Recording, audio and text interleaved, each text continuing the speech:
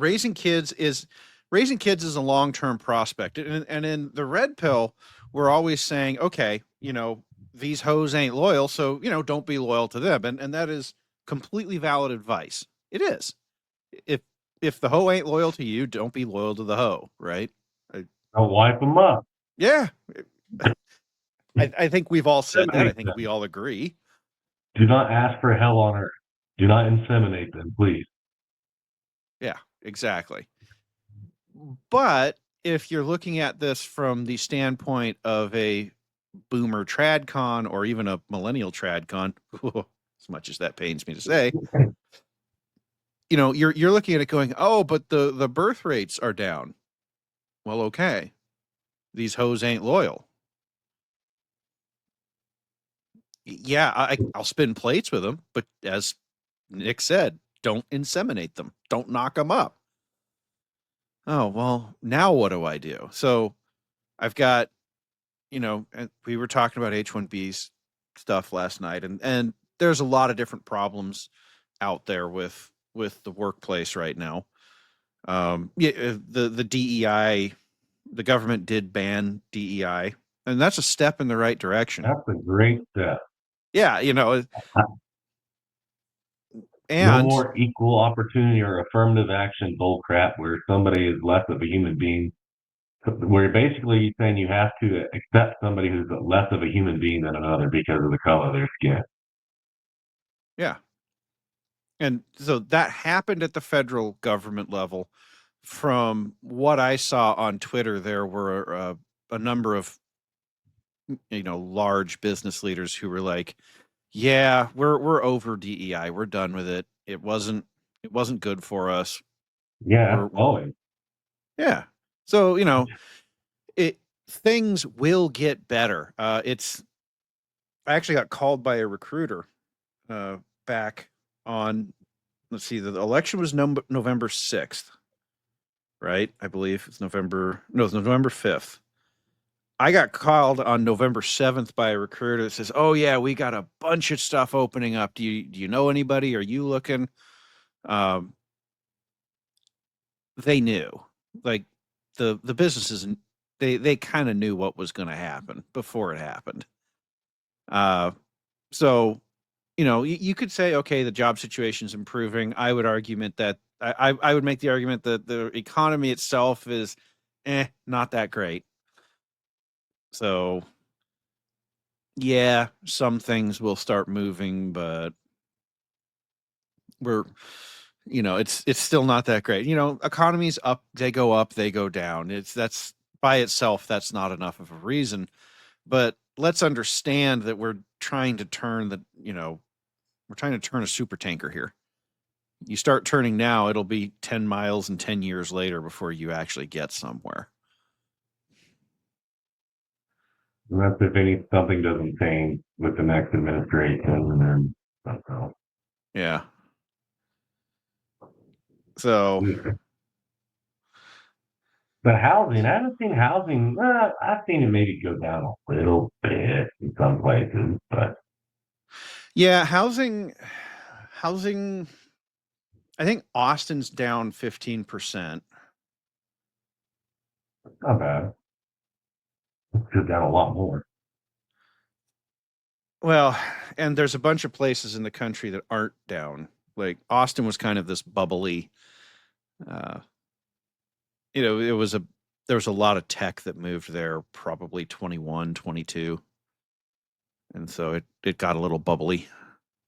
But didn't a lot of the tech stuff they got fired by Mr. Uh, Elon and replaced with H1B, Well, an H1B needs a home too, the temporary home? in theory. Do they really add much to the economy, or do they send it elsewhere? Oh, we found out they sent it back, and it's what pretty much they got some tax loopholes, home loan loopholes, all sorts of stuff.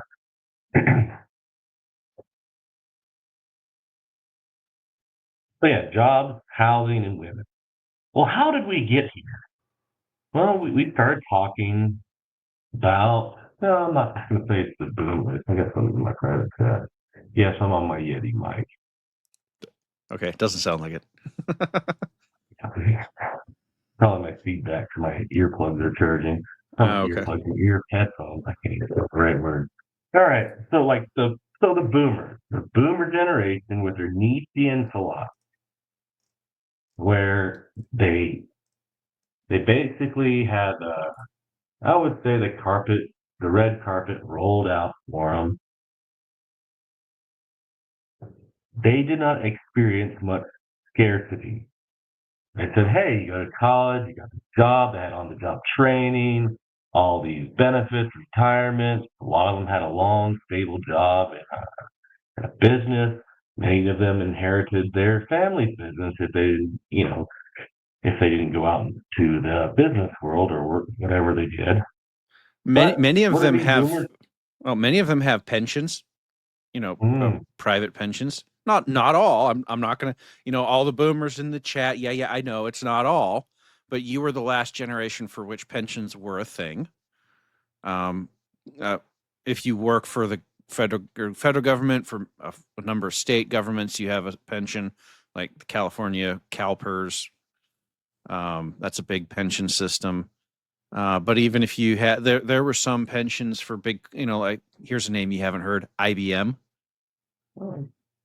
They they had those for a bunch of people. I know a lot of that's gone away. I'm not trying to out here say it's all, but you were the last generation to know what a private pension was.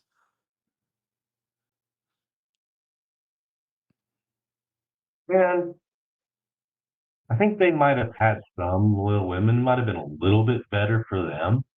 But actually, I think the boomers actually experienced the first rebellion or feminism come back into society on steroids. Well, I think for them, particularly the boomers, the Xers, it depends on where you are in their generational range, but for the boomers particularly, all dating was local. If you were a woman, you had to select from your local geography. I mean, that's what college was for, right? If they went to college, that was like an extent. That'd be like that was like the advanced dating for them was. Oh, let's send you to this massive school. There's just a massive amount of people from mostly around the state, some out of state people, but let's send you to this massive education system. And what did a lot of them do? They either got married high school right after high school or after in college or after college Yeah. while they're still in their peak fertility years.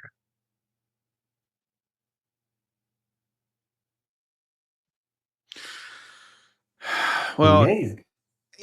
but see, even with a college, you're in a restricted geography with a restricted set of possibilities, Right. I'm right? just saying it's a little bigger than what it was with the previous generation. Yeah, a little bit bigger, but it's not the it's not the literal globe. It's not the literal world where you can pull up Instagram and put put some bikini pictures out and get solicited by dudes from, All around. yeah, a different continent, right? Send the media. Right. So what you know, well, we're talking about how okay, you talk about these hoes ain't loyal. Well, there's a bit of a duh factor here. Why would they be loyal? They've got the literal world to choose from, and we all know from time immemorial that women are going to choose. When something better comes along, they're going to choose the better. So why not wait a bit and see if some rich dude from Dubai hits you up? Ooh. But is that guy really looking to capitalize on her? I mean, he might be. Does she Or care? no. She wants attention and fun. Right. Free It's vacation, lavish vacation. Oh, I'll fly you out. We'll go on my private yacht. We'll do this and this and this and that. And they probably have a string of girls lined up to do that. yes, they do. Some of the stories I've read, they actually have like a concierge service. So there will be a guy who manages the stream of girls. Oh yeah, reading some of the Dubai porta potty stories are just it it, it makes you want to gouge your eyes out. And there's no pictures in these stories I was reading. It was just the guys, the girls and the guys swapping notes on how they do what they do. You would be on Instagram typically somebody who so basically the guy whose account it is has somebody running his account for him so that he's not Okay. doing it. That person will reach out to you, say, "Hey, I represent this person for $25,000. We'll fly you out. We'll pay you $25,000. We'll fly you out. We'll put you on a yacht for 50,000. We'll, if we'll give you 50,000 if you do this insert horrifically disgusting act that they love to do." And it's like, Oh, huh.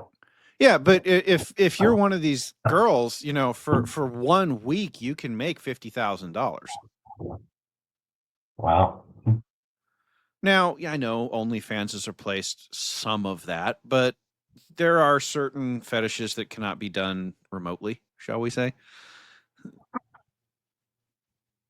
So if anything, all OnlyFans has done is inflated the price of the in-person services, which doesn't bother the women that do And, this. and, and and let's be honest, how many of these women really have standards? How many are actually virgins when they get married? And how many,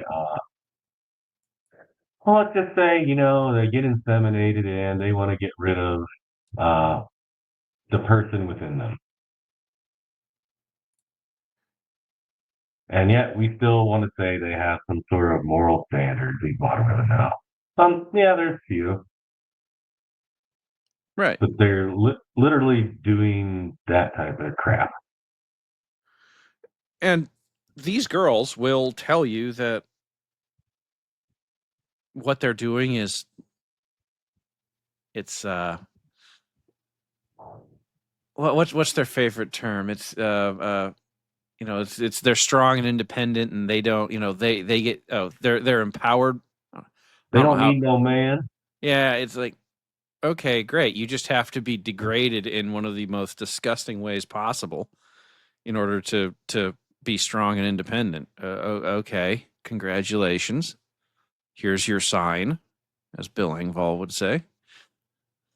Here, time your way, or as Camel Toe Harris did, uh, blow your way to the top. Right.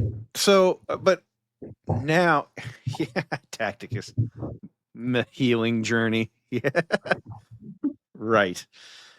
So, okay, these girls, they go off and they do some nasty shit, just nasty. But No, the keyword on that second word, right? oh yeah, oh yeah, oh yeah. No, I used it intentionally.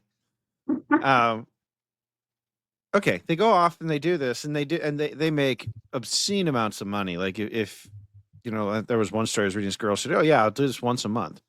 Okay, so she's pulling in.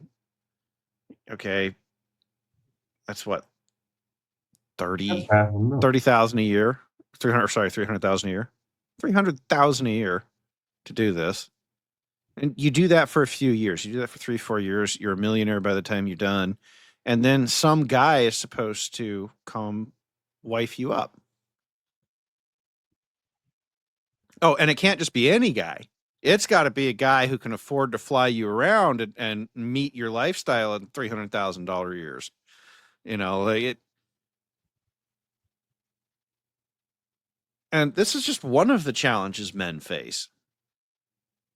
And an average woman can go get shit on by a dude in the Middle East and make a ton of money. And okay, Mhm. Oh And man. I'm supposed to want to wife this up because look, here's the deal. Even if she's a reformed, Christian girl now, why why would I trust her to not drop me the moment that somebody with more money came along? Right. And there's certain groups of guys out there who will say things, "Oh, well, dude, you've just got to compete harder. You've just got to, you Pull know." yourself up by your bootstraps. I was young. I'm Well, no, still. but even with women, they say, "Oh, well, if you can't get, if you can't, it's this loop back to if you can't keep the woman, clearly there's something you did wrong." We've talked about this before. Probably been ages since we've talked about it. But what, at what point do you sit down and say, "You know what, young man, you didn't do anything wrong. There was nothing you could have done differently." And the other thing that actually this is a bit of a trap we fall into. Hindsight is 2020. So when a guy gets married to a whore who he either doesn't know as a whore or his blue pill conditioning prevents him from seeing as a whore, we kind of look at it and go, "Ha ha, you got burned." Maybe less of that. Maybe accepting that. Yeah, you got fucked, buddy. I'm Yeah. sorry. Well, with guys, it's like acknowledge that where they were is not where they are today. That they are a different person who has learned something. Yeah, Yep. when you're red pilling a guy, it's rough, but just you didn't. He wasn't there when he got himself into this meth. So a little compassion might go a long way. Yeah, a lot of compassion will help. That's one thing. All of a sudden, when you say shit hits the fan for me, all of a sudden it's like, yep, glad people come and say, yeah, now you know. I'm here for you. Tried telling you, you wouldn't listen. Nothing I can do. Some lessons you don't know till you know, Right. and you're not willing to listen to the truth sometimes because you think that, oh, it can't happen to me. I'm doing everything right. I got a godly woman going to church, praying, you know, family worship, raising my kids in the fear and admonition of the Lord. Oh, it'll never happen to me. No, it will because it's happened to. Okay, Steve. Oh yeah, I'll pull that one up. Oh, there he is. I figured he might show up at some point. But even the convenience store clerk has an entitlement attitude, even though she's a 4 and 40 pounds overweight. Not to mention the tattoos and the nose ring. Oh No God! brain. I mean, Like that's like telling me to stay away. Okay, like before I was even red pill, like yeah, before I was red pill, I might say, yeah, okay, the bright colors might overlook some tattoos. But that nasty nose, oh, that bull ring, whatever it is, those things that they got, it's like little, sometimes the two prongs sticking out. Oh, that is just absolutely unattractive. yeah, yeah. For me, it was just like, "Bleh, No, don't you need that." don't have to be red pill. Like, dude, that does not look good at all. It's Well, gross. and there are a lot of guys out there outside of the red pill space who will say, uh, the two things they hate are sleeve tats and the bull ring, and it's just like that's a lot of guys. They've done surveys on this, and it's like 40% of guys are like, nah, don't like it. No. Oh, so you have these you know these women, like Steve says, they all think they're the 10, right, or an 8, but they might be a 4, 5, or 6, but the 10, because of the global marketplace that we were talking about earlier, oh, with a dating app or some guy that they meet, he's willing to spend spend the night spend the night with her. Here, I'll be Christian. I'll be innuendo, getting to know each other, but only temporarily. She might want it to be longer, but nah, he's just pumping and dumping. But in the girl's mind, no, I can get that guy, and that's what I deserve. Right. And look, there's not anything we can do about female delusion. There just isn't. Nope. And I'm not trying to say that tonight, we're not talking about, oh, how to beat female delusion. This is a message for the younger guys out there that we know that this happens. We acknowledge that this happens. There pretty much isn't anything that's going to be done about it. And this is just going to be one of the challenges you face in dating. Look, I'm not going to say all girls are that delusional. There is a spectrum here. Uh, and a lot of guys say, "Oh, I'll go be a passport bro." Okay, well, let's talk about that at some point. That's a whole nother video. But I'll tell you right now, money. That money is what makes the passport game bro work. So, okay, so what a okay, now I want a girl. I got to have money. Either I have money to get one of these expensive Instagram thoughts, or I have to have money to go get an import.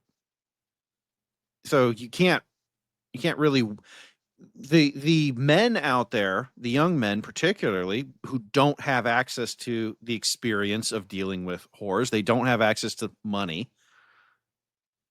I can understand why they're either depressed or angry or both.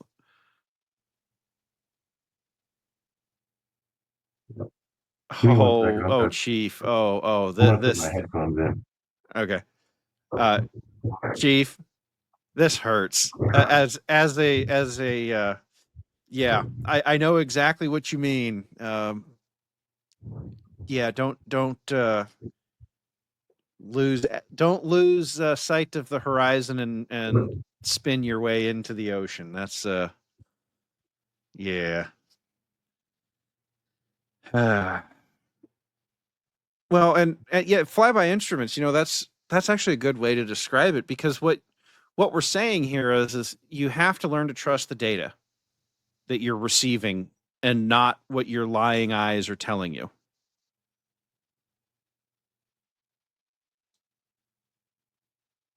So, but what are these guys supposed to do? They don't have jobs that pay well. They don't have a house. They don't have, the women that they have access to. I mean, a lot of guys would say, "Oh, we'll just marry a 4," but what do you do when the 4 thinks she's an 8? What do you do with that? What do you do when it just doesn't work? Yeah. If she's 50 pounds overweight and the face ain't that pretty. It's depressing, and lots of people in the red pill, they talk about wanting to help old guys, and I'm just kind of like, yeah, old guys are the least interesting problem in the building right now because old guys have access to the most resources. Old guys have access to the widest range of pussy. They can go from anybody from their age to 20, 30 years younger, and there will be a girl out there willing to sign up for that, even temporarily. So congratulations, you're helping the most the you're helping the class of hurt of damaged guys that have the most options. And I'm not saying that we need to step in and do DEI bullshit, but for young men and try and do forced leveling. But helping the old guys doesn't actually help anything. It just doesn't.